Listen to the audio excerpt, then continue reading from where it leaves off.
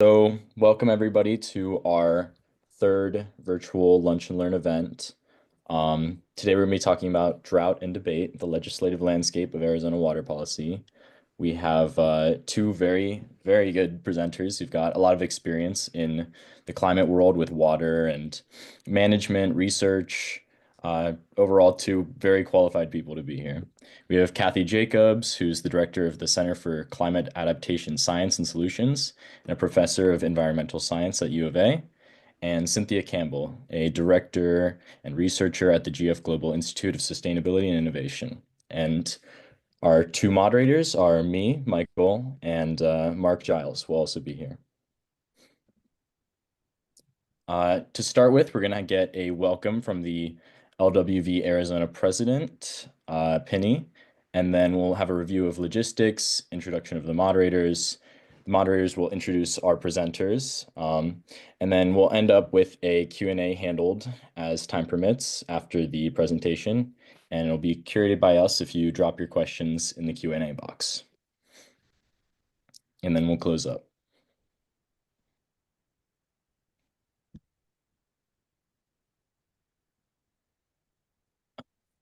Michael, I'm ready to go through the tips for today. All right. Thank you. All right. Welcome, everybody. My name is Penny Sharan. I'm the president of the League of Women Voters of Arizona. We want you to have an absolutely outstanding experience as you participate in today's presentation. So we ask that you mute your microphone. Please don't use the chat feature to ask questions. We really need all our questions visible to our moderators and hosts.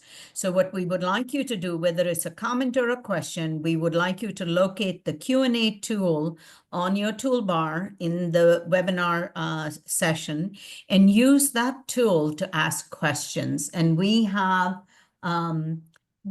information to respond to, and more importantly, it's being managed and curated by both Mike and by Mark Giles, who is our key moderator. And more importantly, the panelists can also see those Q&A, okay? Time permitting, we'll present the Q&A to the speakers, and post-event, if there are unanswered questions, we intend to ask the presenters to provide us with some answers. Our goal is to get an email to all the folks who attended today's session with the information about the questions that were asked. You can contact us at lwvazadvocacy@gmail.com. Today's session is being recorded and will be available on LWVAZ's YouTube channel, and that you can find us at LWV Arizona 3069. We've been asked, will these videos be available? It takes us about a week to get all of our information organized, so you should anticipate this being available by this weekend or Monday the latest, okay? Hopefully, okay? With that, Mark, if you could go on to the next slide. As the League of Women Voters, we celebrated our 105 years since our founding in 1920 on February 14th. What I'd like to do is to be sure that our attendees, who are both members and non-members, are rooted and understand the framework with which we operate. The mission of the League is to empower voters and defend democracy. We envision a democracy where every person has the desire, the right, and the knowledge and the confidence to participate. We are a nonpartisan, all-volunteer grassroots organization working to protect and expand voting rights and ensure everyone is represented in our democracy. We empower voters and defend democracy through advocacy, education, and litigation at the local, state, and national level. Okay. Today's event is part of our work in both educating the public about very important issues that the League cares about and advocates on. The League of Women Voters, we take action on an issue, water, for example, land resources, because we have a studied position on this issue. And the way we arrive at our position is by members arriving at a consensus after spending 1, 2, and sometimes 3 years studying the issues, both negative and positive, arriving at a consensus about that policy, presenting the policy to the members, and obtaining member approval to adopt the policy. Unless we have a policy, we do not take advocacy actions. Mark, if you would go to the next slide, please. I'd like to take a moment in the time that we're in, very troubling and very seems to be somewhat of despair, and give everybody who's on this call a sense of hope.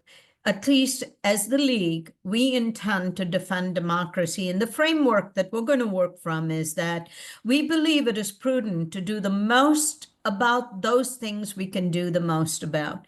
We have many members in the community who would like us to work on every possible issue. Remembering that we're an all-volunteer organization, our capacity is limited. So our focus will be on Women Defending Democracy campaign. And we're going to lead with our League gold standard priorities, which are democracy education and election administration support. We are planned to restore and defend voting rights protection.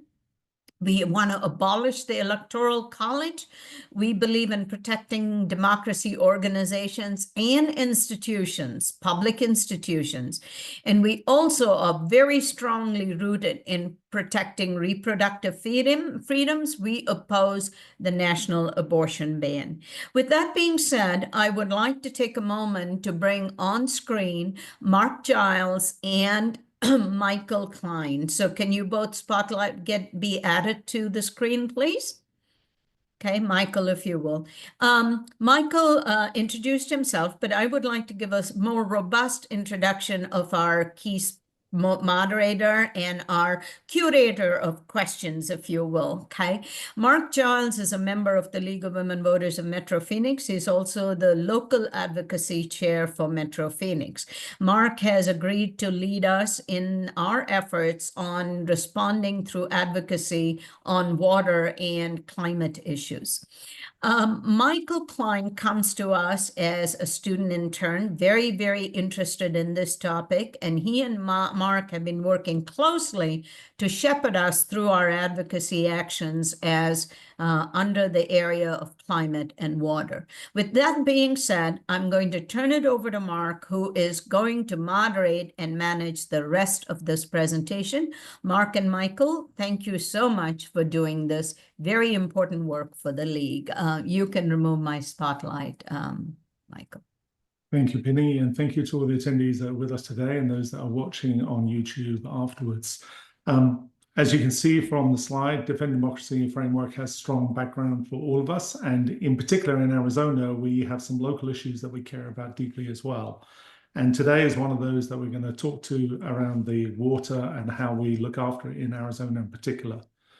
As Arizona grapples with urgent water issues, including prolonged drought, groundwater depletion, and the declining Colorado River, we want to educate and encourage our audience on the state's critical water challenges and legislative solutions and policy changes that would ensure a sustainable future. A large part of that is about how we learn some things today from both Kathy and Cynthia.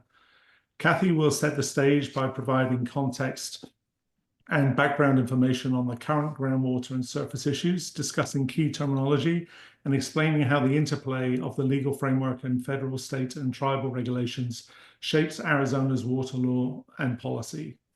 Cynthia Campbell will actually discuss the state legislative priorities, including some high-profile bills and opportunities for bipartisanship, and provide an overview of the impact on economic interests on Arizona's water legislation.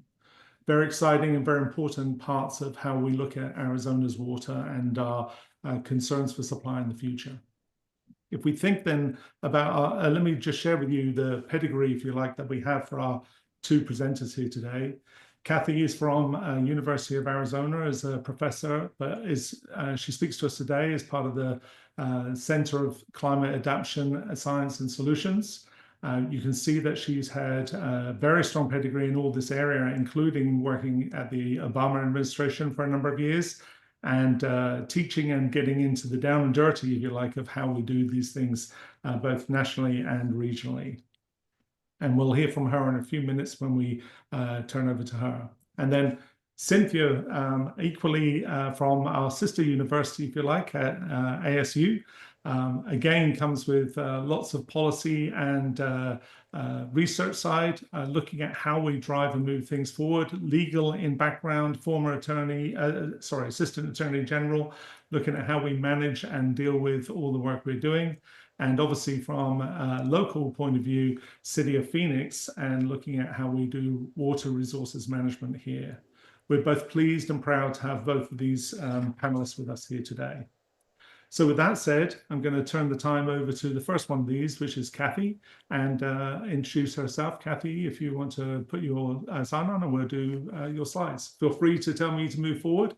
And if I can tell the audience again, we will take questions at the end of Kathy's section. We'll also take questions at the end of the whole section in general, if there are any that are like that. So with that in mind, I'll let you kick off, Kathy. Thank you for being with us today. Thank you, Mark and Penny, and thanks to all of you for inviting me to join you this afternoon. It's really an honor to have this opportunity.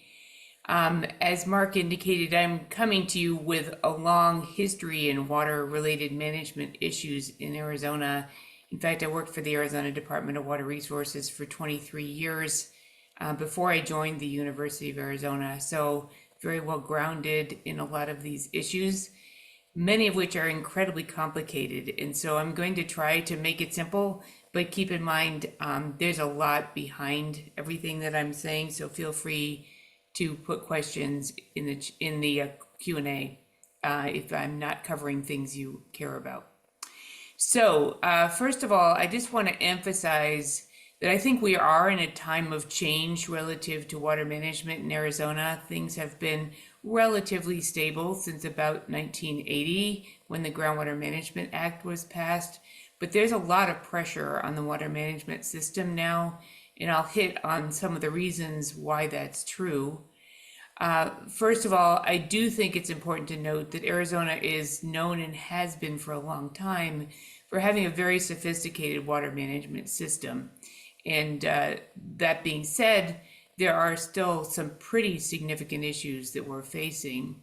First of all, the Colorado River is overallocated and has been for a very long time. And now there's additional pressure on that river because of climate change and increases in use. We're in the middle of big discussions about how the Colorado River is going to be managed going into the future, and it's been very hard to get to a consensus, particularly between the upper basin states and the lower basin states. Climate change is really affecting lots of aspects of water management, not just the Colorado River. I'll go into that a little more in detail a little later in this presentation. I also think it's important to note that rural water management in the state is not as sophisticated as the management within the major urbanized areas called active management areas. So there have been conversations for a long time about what can we do about water management in the rural areas, and we are possibly on the brink of a breakthrough relative to that. Many people are confused about why it is that we treat surface water and groundwater differently. The state law actually is very different for those two sources of water, even though they're actually physically intertwined in many areas. So that does create some complications for management and also for public policy. We in the state of Arizona, unfortunately, have not really prioritized environmental protection, particularly as it relates to water. So almost none of our water management laws are focused on protecting the environment. And as I'm sure many of you know, tribes are emerging as major players in the water rights system, which they should always have been. But that means we need to have broader conversations that don't involve just state level water managers as we start talking about changes in the system. Next slide, please. I want to give you a little bit of background. I mentioned the 1980 Groundwater Management Act, which was a watershed event in the legislative history of Arizona, led by Governor Bruce Babbitt. It really focused most of the water management activity in the green blobs that you see in the state here. It's mostly the urbanized area between Phoenix and Nogales. These, the initial AMAs, there were only 4 of them at the time, were Prescott, Phoenix, Pinal, and Tucson. I'll go into some developments since that time, but there also have been irrigation non-expansion areas, which are the brown areas you see on this map. These are areas where there's much less dramatic water management going on, but there is a limitation on new agriculture. The 1980 Groundwater Management Act set long-range water management goals focused primarily on groundwater and focused on long-term balance between the supply and demand in those basins. It created a whole new groundwater rights system, and it also was critical to completion of the Central Arizona Project, which is a major canal, as I'm sure most of you know, coming from the Colorado River all the way through Phoenix to Tucson. It created a new agency, which is the Arizona Department of Water Resources, which is the major water management decision-making body in the state, and created the 100-year Assured Water Supply Program, which I'll describe in a little more detail in a minute, and I know Cynthia will talk more about this as well. So could I have the next slide, please? I just wanted to highlight the Assured and Adequate Water Supply Program, not only because I worked on it quite a bit, but because it has really been critical to the water management system in the active management areas. It is focused on the fastest growing sector, which is municipal, and it is the sector which has the greatest ability to pay for water supplies. In active management areas, it actually forces new development to use renewable water supplies, but it also protects water quality and ensures that people have physically as well as legally available water for new development. It does require long-term planning, but it also allows for incremental adjustments. And really the main focus is moving from groundwater to renewable water supplies. Next. I just want to give you an example of what kind of dramatic effect it has had to have the Assured Water Supply Program in combination with the new water supplies from the Colorado River. This is a graph of the City of Tucson Water Department's historical water use. And the blue area on this graph is groundwater. What you'll see here is that before 1980, 100% of the water that was supplied by the City of Tucson came from groundwater, and gradually between 1980 and around 2000, the groundwater has phased out to the point where now it's essentially zero. There's no mined groundwater being used by the City of Tucson, and there's a huge new light blue area in this graph, which is Colorado River water. So CAP has made an enormous difference in the water supply picture for many water utilities. This is one of the most dramatic of them. There's also been an increase in reclaimed water and some other smaller sources of water, but I think that's the major message here. Next. Just to sort of give you a framing for the broader picture, not just Tucson, but Arizona as a state, we're currently at a situation where about 36% of our total water supplies come from the Colorado River, but 41% is still coming from groundwater for the whole state. 18% is from in-state rivers, such as the Verde River and the Salt River. And over time, we have increased our use of municipal reclaimed water so that it's now around 5% of the total. Next. I think it's important to note that all of these efforts to bring the Central Arizona project in, to establish the Groundwater Management Act, to put the Assured Water Supply Program in place, to limit new uses of mined groundwater, have essentially succeeded in the active management areas. So in this graph, you can see in the gray bars that our economy has grown consistently since the 1960s up until 2019. You can also see that from the point where the Department of Water Resources was created in the 1980 Groundwater Management Act, we've seen an overall reduction in water use over that time, while we've also increased the population by about more than double. So it's a significant achievement to have gotten ourselves to a place in the active management areas in particular, where our water use is now largely dependent on renewable supplies, and we've increased population. So what that means is agriculture has declined to some degree in terms of the total contribution to overdraft, and municipal water use has gotten more efficient. Next. That being the case, in rural Arizona, things are really quite dramatically different because the Groundwater Management Act did not focus outside the active management areas. So in 31 out of 46 basins across the state, they depend on groundwater for more than 75% of their use, and most of those basins are outside of AMAs. And they have no access to the Central Arizona project, so their sources of renewable supplies are limited to municipal effluent reuse, and in some cases, access to surface water supplies.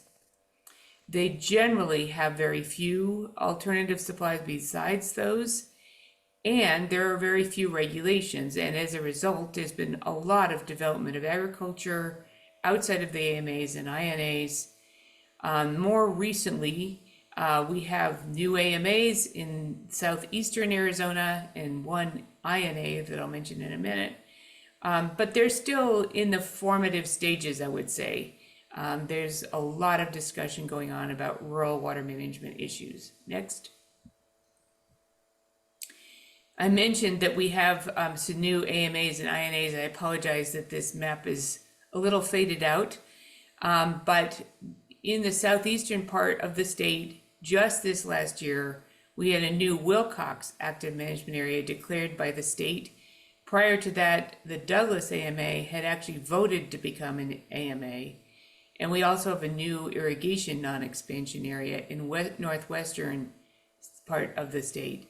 This is related to a trend, an increasing trend and concern about water levels declining in these parts of the state. Next. There has also been legislation passed to try to be more explicit about how much supply and demand there is in all of the basins of the state. So since 2022, there's been an annual water supply and demand assessment requirement. So the state is developing reports for each of the 46 groundwater basins, and they have to renew them at least every 5 years. That being said, the data outside of the active management areas is extremely sparse. There will be 13 more complete this year, and they will be completing all of the assigned groundwater basins within the 5-year period. But I think it's important to note that they are summarizing data from places where there's very few well meters and very few bits of information generally. Next. There has been a lot of discussion about establishing a Rural Groundwater Management Act. In fact, there's been many bills. In fact, I think there's in the hundreds this year, talking about ways to modify the Groundwater Management Act or other parts of the water code in the state. There was a bipartisan proposal announced at the end of January that would establish a framework for rural groundwater management areas. They're not the same as AMAs or INAs, and that at least draft bill suggests 5 initial areas. It would have limits on new groundwater use and some requirements associated with adequacy before new developments get platted. But the specifics are not yet fully ironed out and the bill has not passed. There have been similar proposals in the past that have not made it through the system. There's been a lot of frustration about the legislative system and the fact that getting bills to the floor, particularly in the Natural Resources Committee, has been difficult. Next. I did want to just hit briefly on the fact that climate impacts are not just about the Colorado River. Obviously, it's getting hotter. But I think a lot of people don't realize that it's actually the temperature changing more than the precipitation changing that's having the biggest impact on our water management system. We see lower stream flows, that's kind of expected. That's partly to do with reductions in snowpack, which changes our storage capacity and the seasonality of flows. It makes them happen earlier in the year.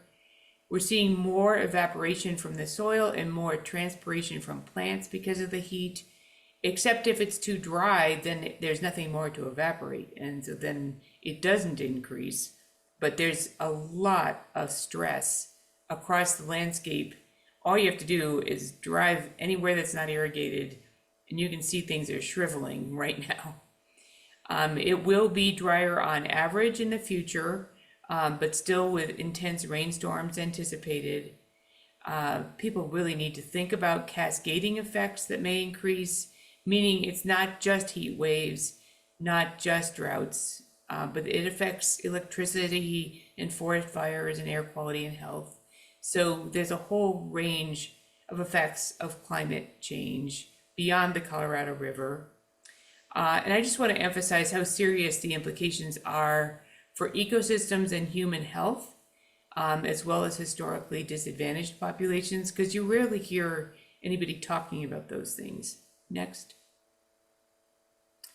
Another component of our challenges in the water management system is that we have a very different surface water law than groundwater law. They don't interface very well. That makes it very hard to protect riparian systems and river systems, flows in rivers. We've continued to dry out the rivers that we depend on.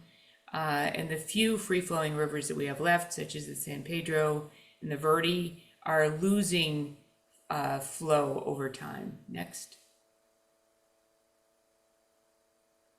And as I've mentioned, we're a little limited in the ability to protect habitats and species or shallow groundwater and surface water flows through our water management systems.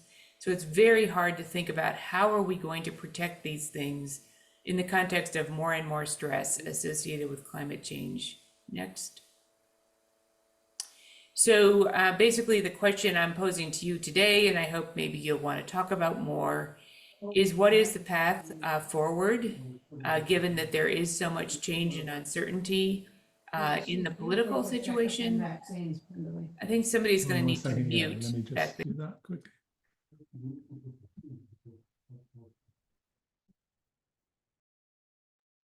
To protect both our economy and the fragile environment that we're living in the context of all this stress. Next. 1 second.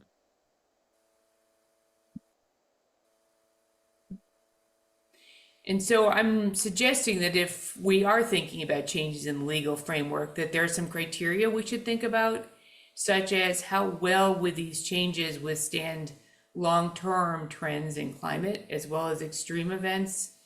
Are our water supplies truly sustainable?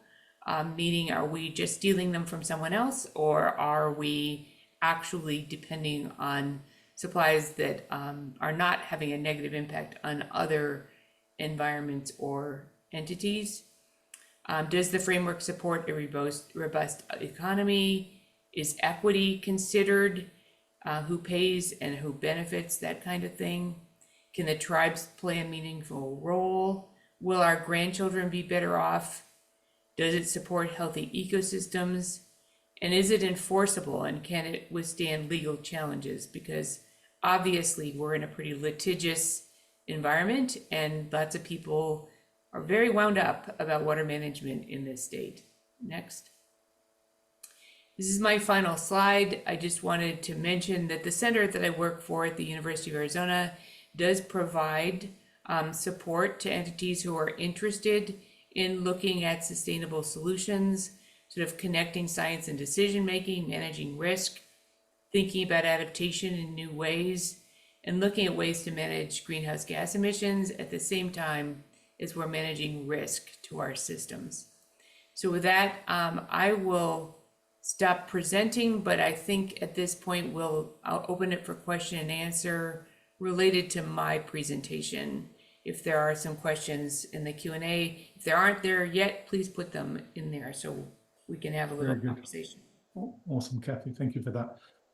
And as Kathy mentioned, there is one question now, but before I do that, please ask any specific questions for Kathy.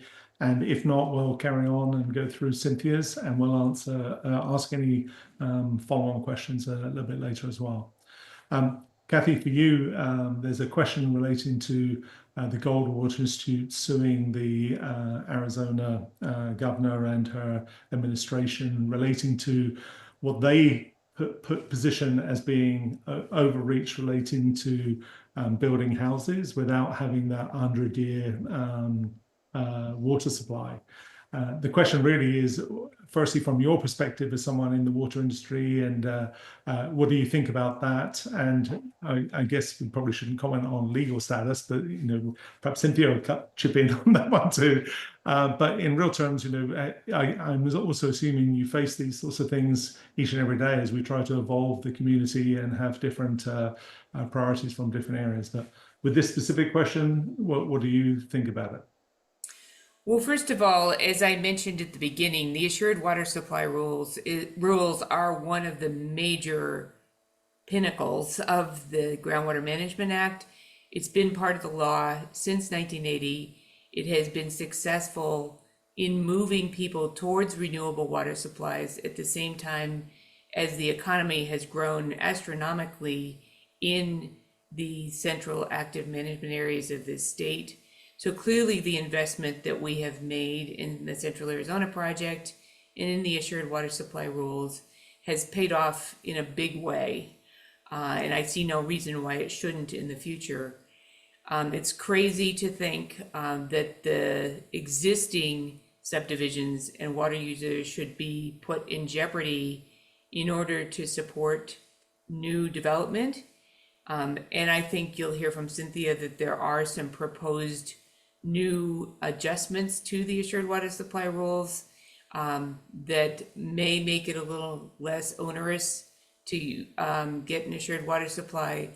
But I have to say that this is a serious challenge to the basic water management framework and is not to be taken lightly. This is not a good move from the Goldwater Institute's perspective. It shows a very short-term profit motive as opposed to a long-term investment motive. So I'll just leave it at that. Awesome.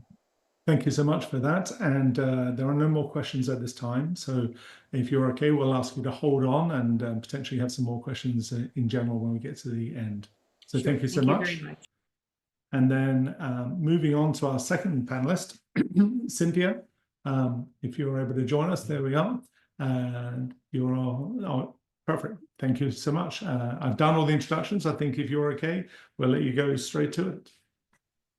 All right. Well, thank you very much for the invitation. Thank you to Penny, Mark, and the League of Women Voters for the kind invitation.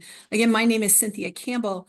I'm actually currently the director at the Arizona Water Innovation Initiative in the Julianne Wrigley Global Futures Laboratory at ASU. It's kind of a mouthful. I'm still learning it myself. I'm basically 2 weeks out of retirement with the city of Phoenix after managing the city's water supply for about 9 years. So that's my background. I'm going to get a little more specific about this year's water legislation and especially about the Assured Water Supply Program. So if the question ends up getting renewed about the Goldwater Institute, we could do that too. Yeah. This is pretty much where I'm at in terms of the Assured Water Supply Program. So as Kathy mentioned to you, the Assured Water Supply Program is a component of the 1980 Groundwater Management Act.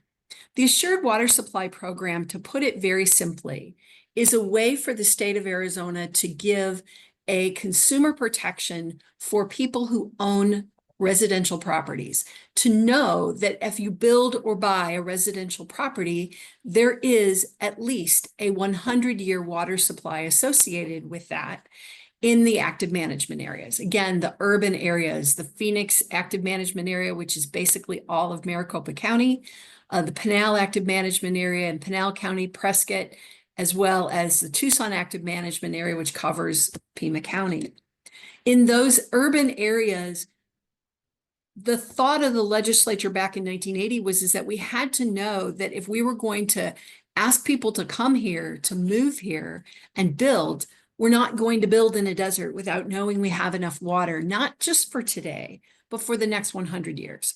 So it was set up to be a consumer protection device. Almost more importantly than that, the Assured Water Supply Program has become the foundation of significant development in the metro areas of Arizona. It allows cities like Phoenix and other cities to promote themselves, to bring in investment because they have designations of assured water supply, which means that the Department of Water Resources has taken their each city's respective water portfolio, what they have access to, and determined that there is in fact a 100-year supply. In the case of a designation of assured water supply, not just for residential properties, but for all development, commercial, industrial development as well. So they can come in knowing that that city that has a designation has planned for that. Those cities in turn have taken that and they use it to promote development for corporate investors. They use it for bond rating agencies that provide the bonds for the infrastructure for water development throughout the urban areas. And it also gives prospective Arizonans an understanding that you're not going to move to the desert without a supply. Next slide, please. So from the moment in time in the 1990s when the Assured Water Supply was adopted, most of the large cities in the Phoenix area, as well as Tucson and some of the cities in Pima County, have obtained these designations, and everybody was kind of sliding along and it was all good. What happened was that caused a change was in May of 2023, the Department of Water Resources issued a new groundwater model for the Phoenix active management area. Now, a groundwater model basically is a way to try to do a snapshot of how much water they think is available under the ground in that active management area and how long it will last based upon the current state of pumping, which the department is very familiar with because it's all pumping of groundwater in active management areas is very closely tracked. So the model that they put out in 2023 demonstrated that over the 100-year period going forward, the existing groundwater pumping, not new groundwater pumping, but existing groundwater pumping, as well as the groundwater pumping that was anticipated in the designated cities over the next 100 years, that it would exceed what is physically available by nearly 5 million acre feet. And if I want to put this in the simplest terms, it's kind of like saying, I have a candy factory and my candy factory can produce a certain amount of candy every year. And if I extrapolate that out based upon what I think I could grow and how much I could produce, I think I can produce X amount of candy over the next 100 years. What this model was demonstrating is that there wouldn't be enough groundwater physically available given all the currently known pumping to last us for the 100 years. That is a problem, obviously. So as a result of the groundwater model, ADWR paused the issuance of new certificates or new designations of assured water supply. Basically, if you see a situation in which you know you may not have enough to go around for the needs that you have, you don't continue to give out more promises of candy or water in this case.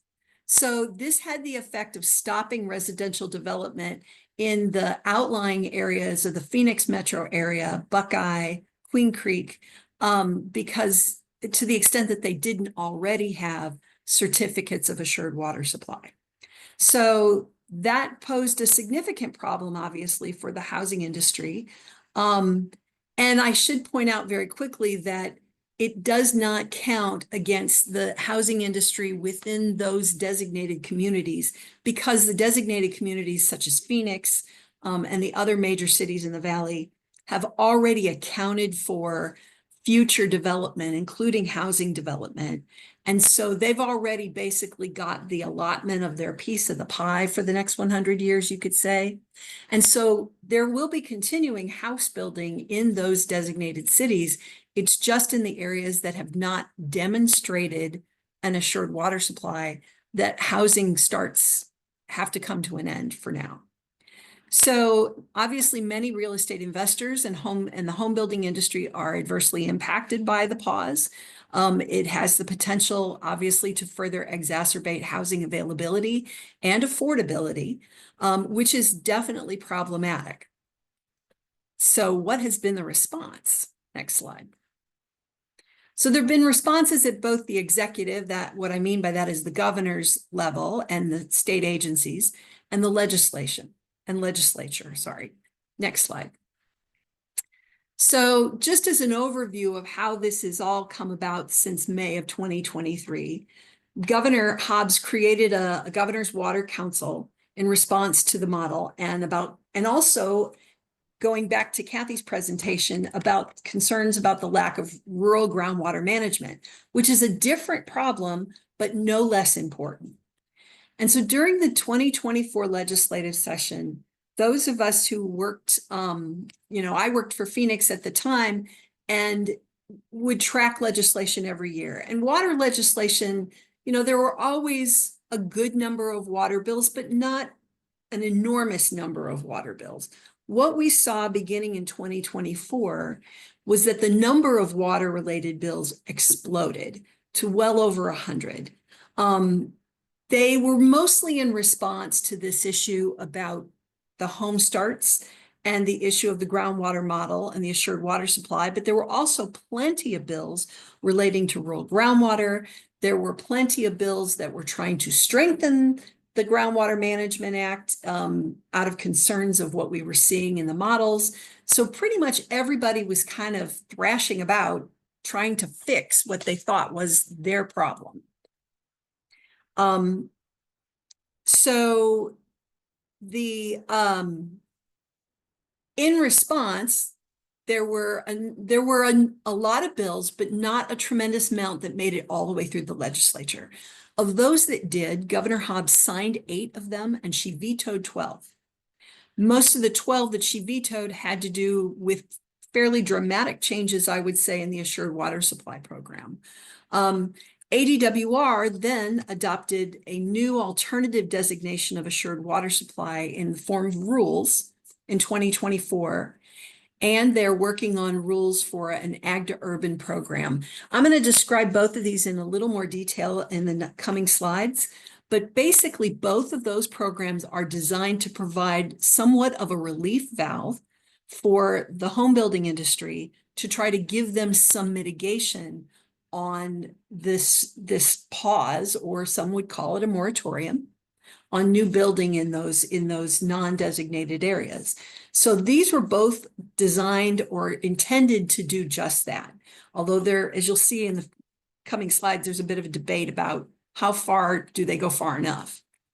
So now in the 2025 legislature, they've introduced even more water bills than 2024. I think at last count, we were over 125 water-related bills, which is astronomically more bills than we would have seen even 3 years ago. Many of these bills are designed to alter the assured water supply program to reverse or otherwise mitigate this pause on home building in the Phoenix and also the Pinal AMA, because 8 years ago, ADWR issued a groundwater model in the Pinal AMA that also had the effect of pausing new home building where there was not an existing designation or certificate of assured water supply. Next slide. So these are some examples of some of the assured water supply bills. I've kind of tried to categorize them, but as I kind of said, in some ways, there is a bit, unfortunately, there's a bit of thrashing about where some bills are somewhat knee-jerk reactions to what's happening, and they go too far in some ways. There are bills that change the assured water supply program to basically make it easier to establish physical availability. And again, physical availability is not a complicated concept. It basically is, do you have what you're promising in the future? Do you actually have it? Or can you have it? And if you change the rules, it's kind of like playing a game of limbo where the stick is moving and it's going way up all of a sudden. And so I've listed some of the bills that fall into that category. Then there are bills that also have the effect of altering ADWR's groundwater model. So a number of folks in the home building industry and their consultants took issue with the way that ADWR did their modeling, felt that it was far too conservative, that it wasn't accurate. But I would point out that what that groundwater model showed was a 5 million acre foot deficit over 100 years, granted. That's not a small amount of water. That's a very large amount of water. And assuming that you could make fixes to the model or tweaks to the model that reduce that down, you're still in a deficit, right? You're still in a negative category. So you'd have to come up with enough changes to that model to reestablish almost 5 million acre feet of additional groundwater somewhere that you're finding to get to zero. Zero meaning we're completely allocated out and there's no additional left. So it's a very tough thing, but some of these bills would alter the groundwater model or just ignore it and use an older groundwater model that is not current so that they can go ahead and build more houses because they would eliminate that physical availability deficit. And then the third category is that bills that alter the alternative designation of assured water supply rules. That's one of those programs that the governor's office and the ADWR has put into rules to try to help or mitigate the problem. Or ADWR is also proposing to do ag to urban rules. And those bills would basically go much further than what the governor has either or DWR has put forward in rules or is proposing in rules. It would go much further than what they have actually done. So next slide. So let me take a couple minutes to explain to you the two things that have been offered by the executive to try to mitigate or release the pressure valve on the home builders, right? So this alternative designation of assured water supply, or ADAS, as it's called by water aficionados, we often refer to what the existing cities or the large cities have as a DAWS, a designation of assured water supply. And what those designations required is that in order to get designated, you had to demonstrate that you were not going to pump more groundwater than you actually had access to over the 100 years. In this alternative designation, it offers communities like Queen Creek and Buckeye and others even in Casa Grande, in Florence, in areas in Pinal County, it offers them an opportunity to get that 100-year designation, even though they are temporarily relying on groundwater pumping. And I might point out demonstrably unsustainable groundwater pumping. It's kind of like, we'll give you a little more time to kind of come up with renewable water resources. So we're asking them to go find renewable water resources. And you might ask yourself, what is a renewable water resource? Generally speaking, it's a surface water resource, or it could be, at least from DWR's perspective, it could be groundwater that's pumped from a basin that's been designated as a transfer basin. So Harquahalla Valley is one of those places. Butler Valley, McMullen Valley are all areas where the state has designated that people can come in and pump the groundwater out and move it to the cities. Those would be considered renewable water resources, but also Colorado River, although it's not a good time to be looking for Colorado River supplies. Or maybe you could use water from the Salton Verde rivers to the extent that there is new water available, which is fairly limited. It requires these water providers, if they acquire a renewable resource, they have to take 25% of that resource in order to retire their current groundwater pumping. So 25% of the water resource, the renewable water resources that they can find, they can't use for new development. They have to use to basically eliminate what is considered to be unsustainable groundwater pumping that they're currently doing for current customers. So it's a way forward to try to reduce that burden on the aquifer while still allowing some measure of growth. It requires enrollment of the service area within the Central Arizona Groundwater Replenishment District, which is an organization that is run by the Central Arizona Water Conservation District, otherwise more colloquially known as CAP, the people who run the canal. They also have the GRD, which is basically a system in which if you use groundwater today, they're going to replenish it, or put it back sometime over the next 3 years usually. And they use surface water supplies like Colorado River supplies to do that. And they put the water back into the ground. So you would have to enroll with them. And what's kind of important about this designation of assured water supply, like the traditional designations, it doesn't just focus on residential development. It makes sure that all development within a designated area there is a 100-year water supply for all of it. So if you want to build a factory in Queen Creek, you can't just right now you can just tap into groundwater, and as long as you're reporting it, there's no limitations on that. And so that sort of takes away from that residential development as well. Whereas as a designated provider, you kind of put it all under the same grouping and it all is managed conjunctively. So these are currently in rule. They are in effect right now, but there are bills in the legislature which would change the terms of these rules, especially related to that 25%.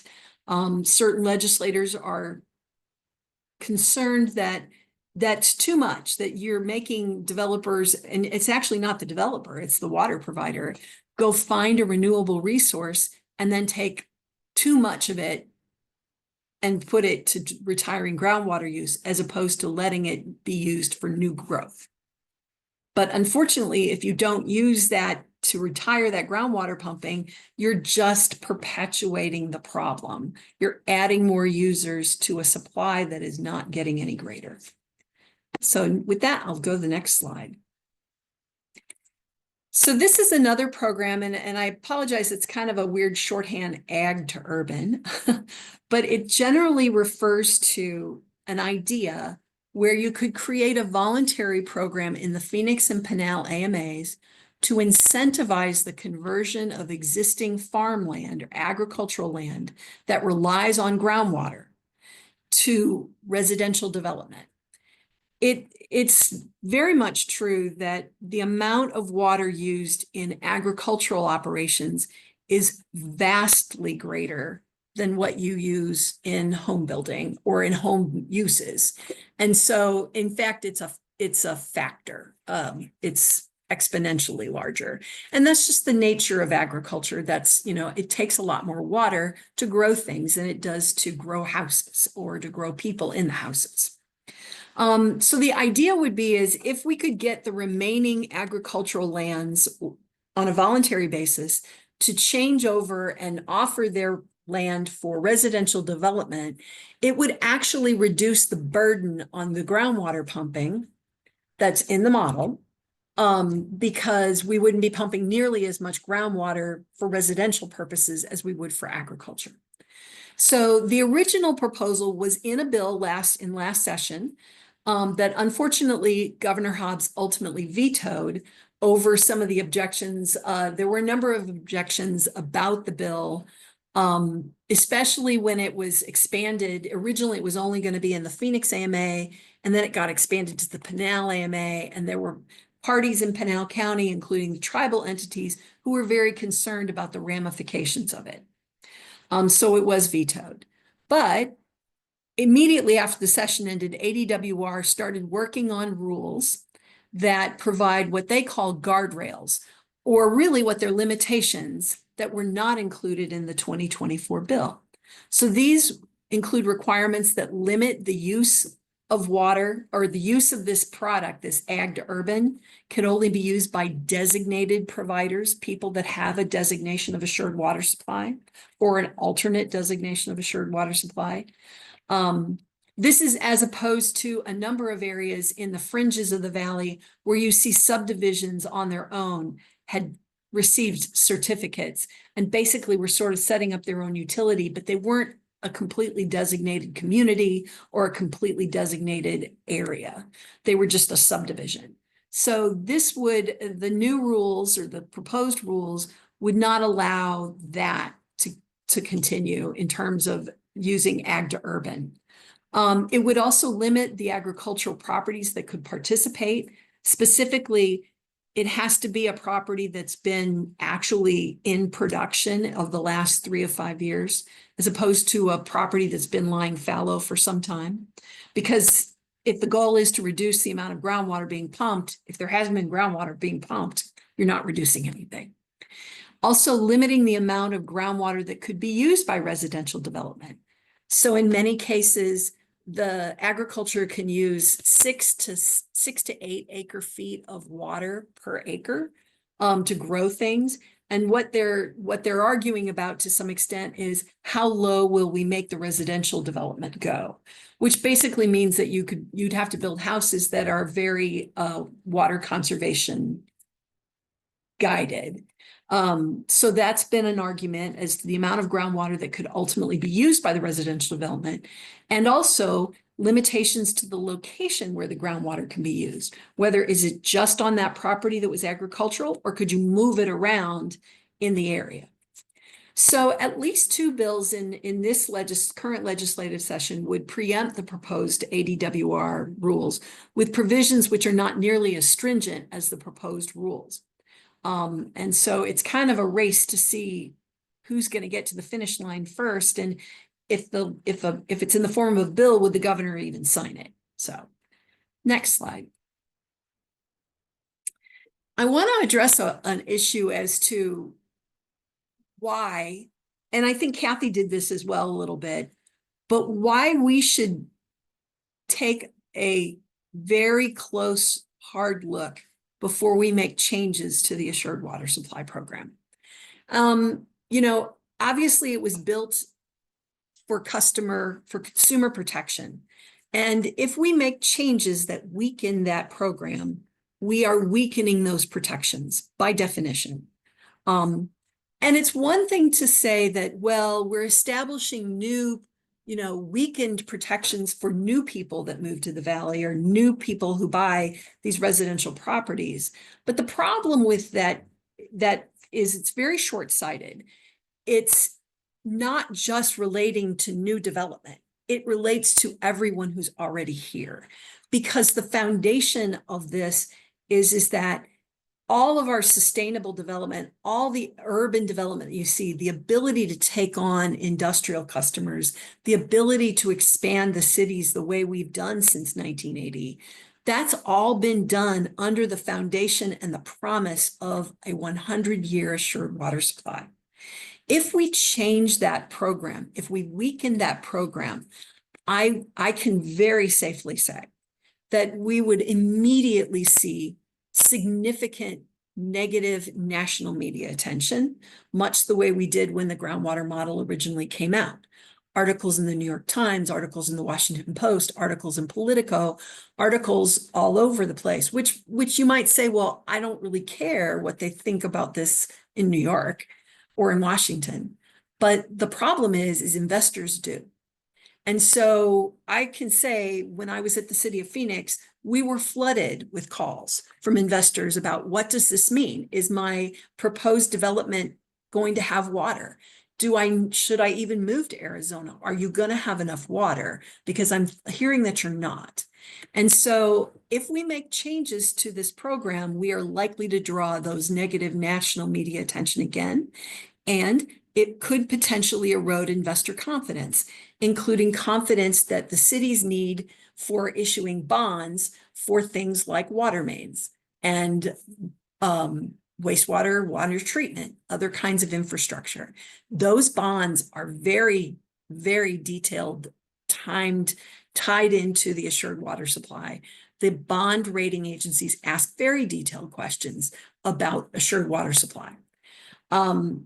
It also has the ability to impact the populations in the designated cities who are relying upon the knowledge that their designations mean that they're entitled to a certain amount of groundwater over the next 100 years.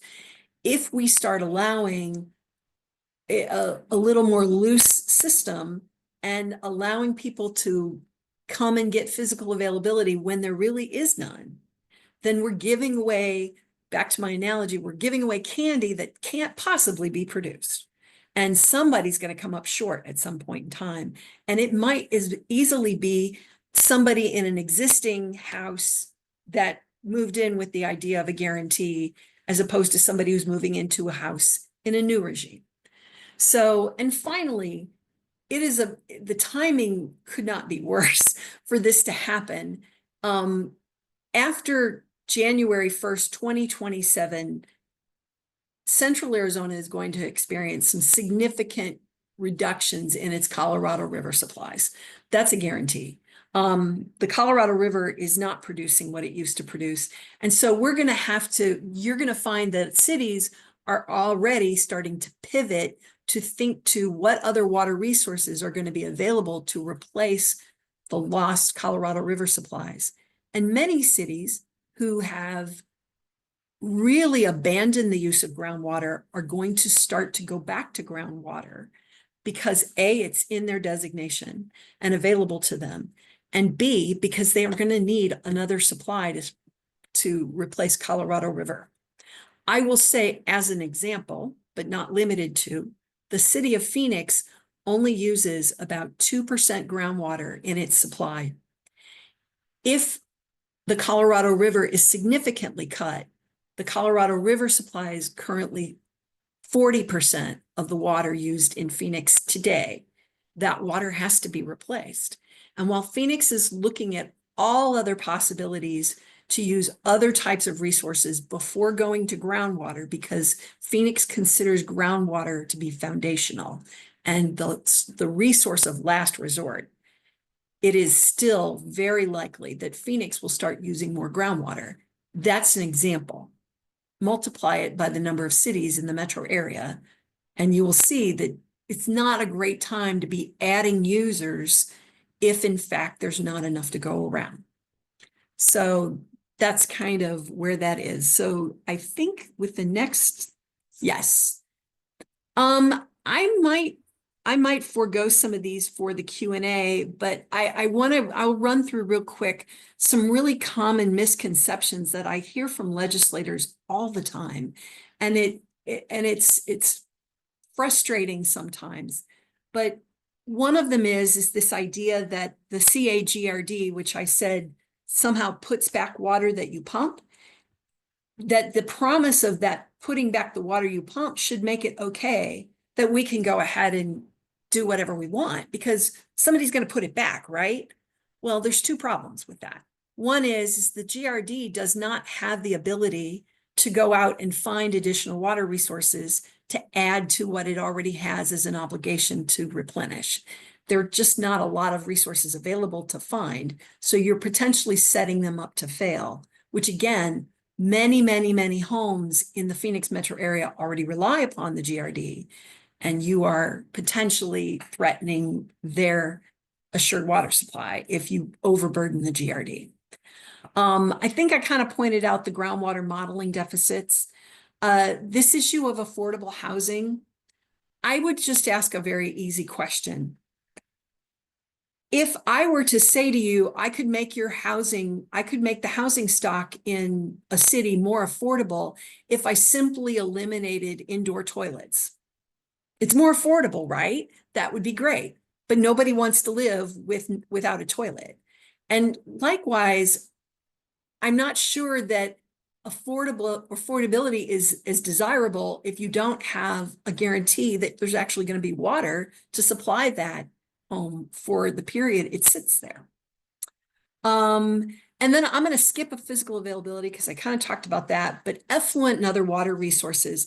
There's also a very large assumption on the part of many developers that the effluent is what's produced after you flush your toilet or you run your sink, and it goes through the sewer, it goes to a wastewater treatment plant, it's cleaned up and treated to a level that it's usable for certain things today. The hope is that actually it'll be usable for drinking water in the future, but that is effluent. Many developers are making the assumption that if they build houses, they're going to create effluent, and that's a water supply that they can rely upon to turn around and reuse. The problem is they don't own the effluent. The city does, or the municipal service provider or the private water company owns that effluent. And in many cases, it's already spoken for, or there are other things that they would like to do with it.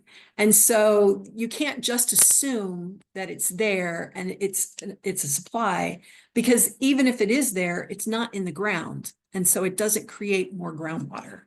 So anyway, with those things, I will go to I think that was my last slide. It was Yep. indeed.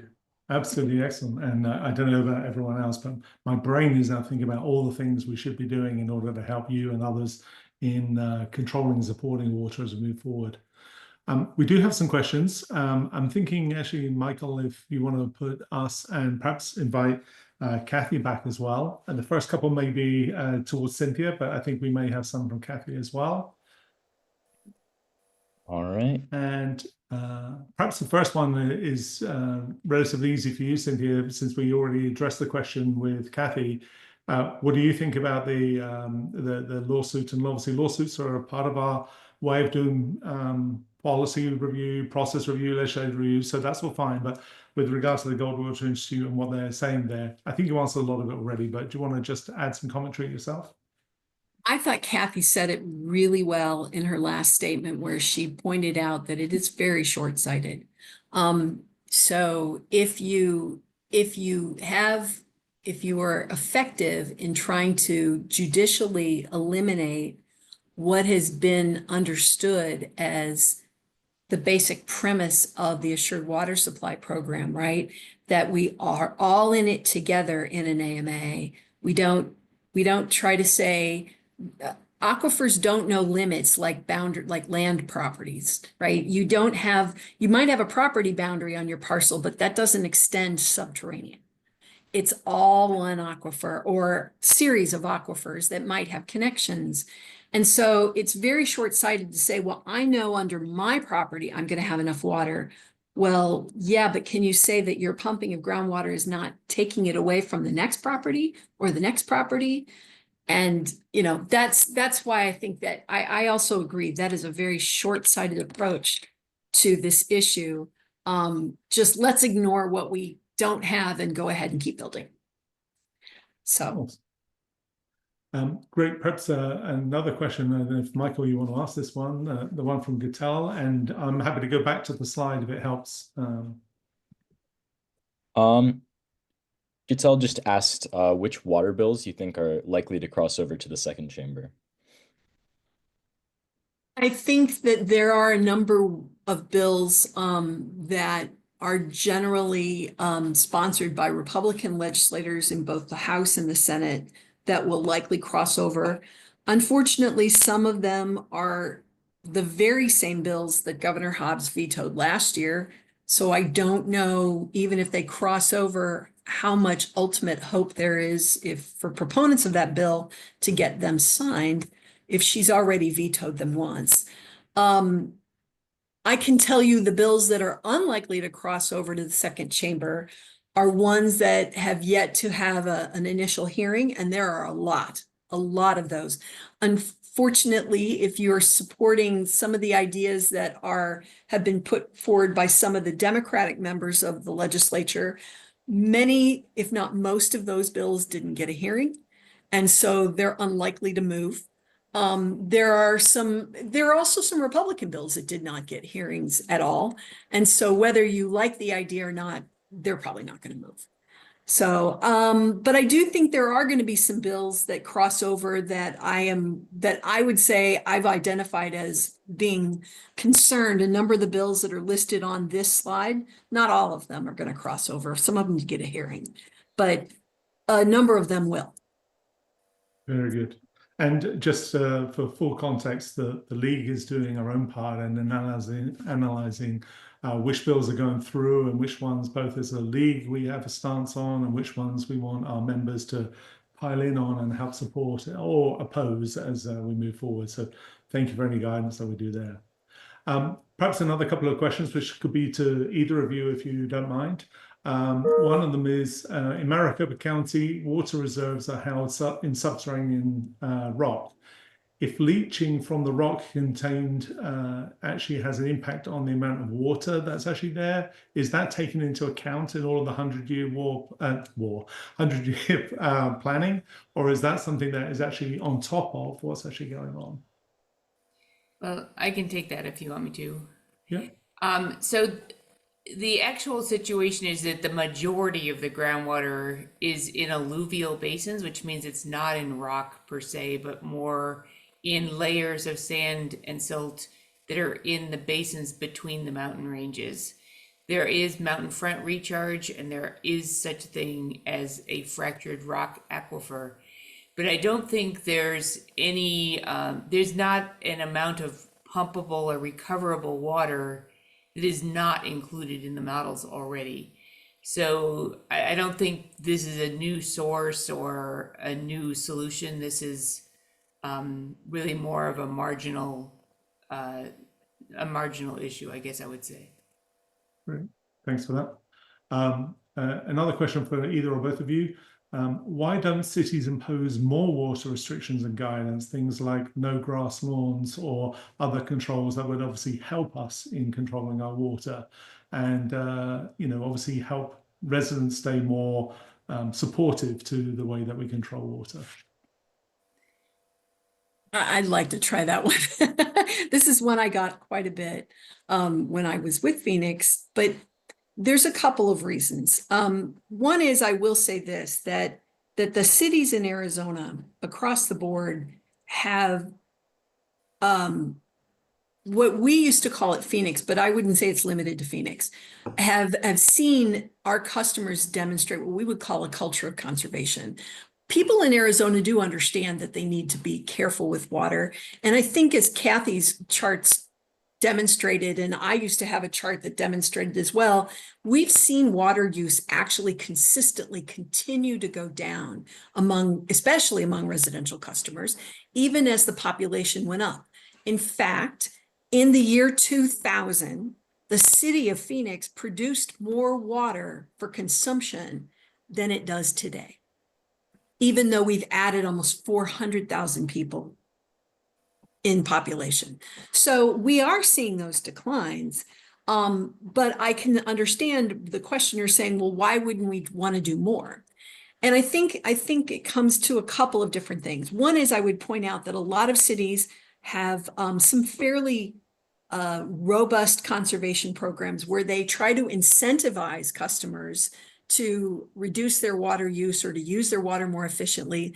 Tucson is an absolute model of this. They do a better job than anybody in the state, I would argue, in terms of incentivizing their customers and actually including in their water rate a fee associated with those conservation activities.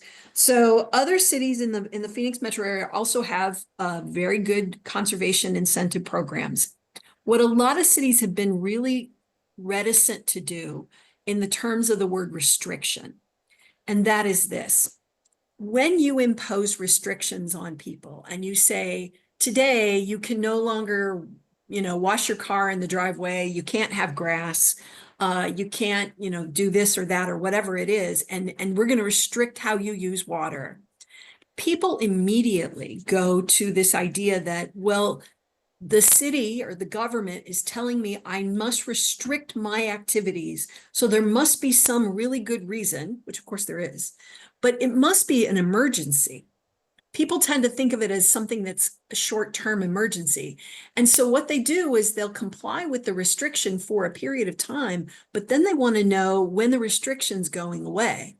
When is the emergency over? When is the drought over? And the reality is the water conservation that we need to see in cities year over year over year is not short term. It's a permanent situation. It's something that we need. That's why we call it a culture of conservation. We want people to restrict the amount of water they use on a more voluntary basis. So we use a lot, I shouldn't even use the word we anymore. I'm not in the we, but cities will use more education to try to incentivize people to do what's important. I will tell you this, that if it gets to the point where the outlook is bad in terms of shortage, you will see cities impose water restrictions. It will happen. But we're trying, cities have tried to hold off on that because they don't want to have it be a bounce back effect, much the way we've seen in Southern California. So I'd like to add to Cynthia's points, which are all very well taken.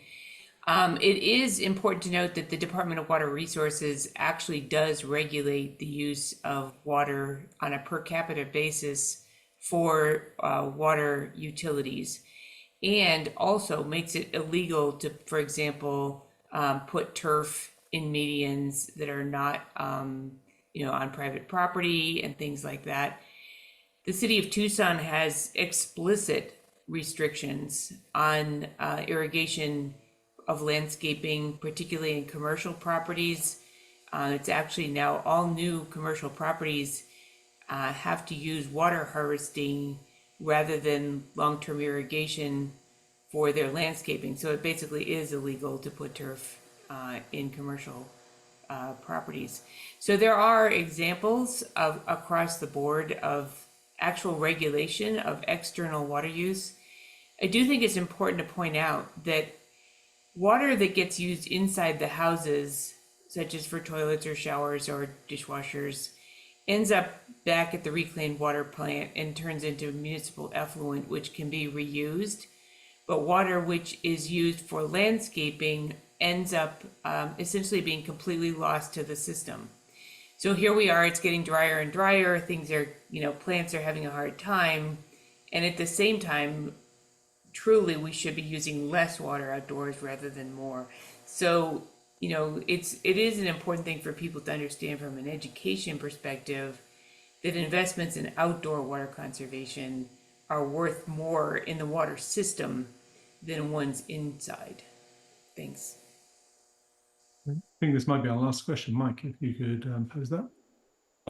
So we have a question coming in asking, is there a big discrepancy, do you think, between the amount of water supply we have in the cities as opposed to tribal lands?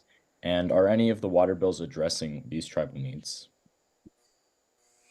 Kathy, would you like to try that one? Yeah, I'll try. Yes. So that's a great question. And as I mentioned before, tribes are taking a larger role now in water management issues across the state, which they should have already been doing and haven't had the opportunity. And there are some tribal water rights settlements in place, which means that they have water that they can use to help with solutions, and they have been doing all kinds of trading of water allocations with others in the state, especially relative to Colorado River issues.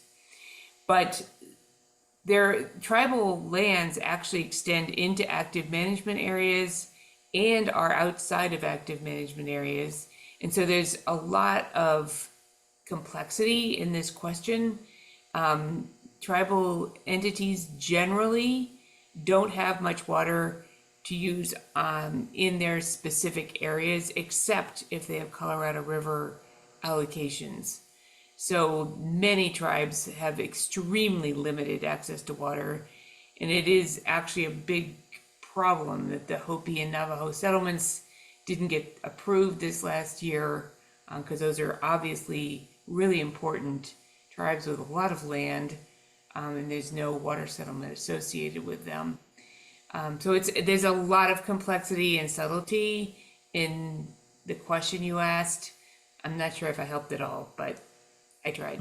I think that's great. And there's all of these questions there, much bigger than probably the time that we allow. But I think both of you have done a fantastic job of whetting our appetite, giving us lots of good foundation and lots of good information so we can start taking action ourselves. If I can take the time to thank both of you, both Kathy Jacobs and Cynthia Campbell, for being here with us, for Michael to moderate with me, Penny for hosting and doing the events, and all the people in the background that have helped make us come together. This has been one of our presentations as part of our legislative week and the part of the work that we as the League do at helping make sure that people are educated, aware, and driving real problems that our state in this case faces, and make sure that we have a chance to get our voice heard. On the page here, you see some ways that you can help, including join the League of Women Voters, and if not join, be one of our supporters. And thank you to everyone. We'll stop the recording and have a great day.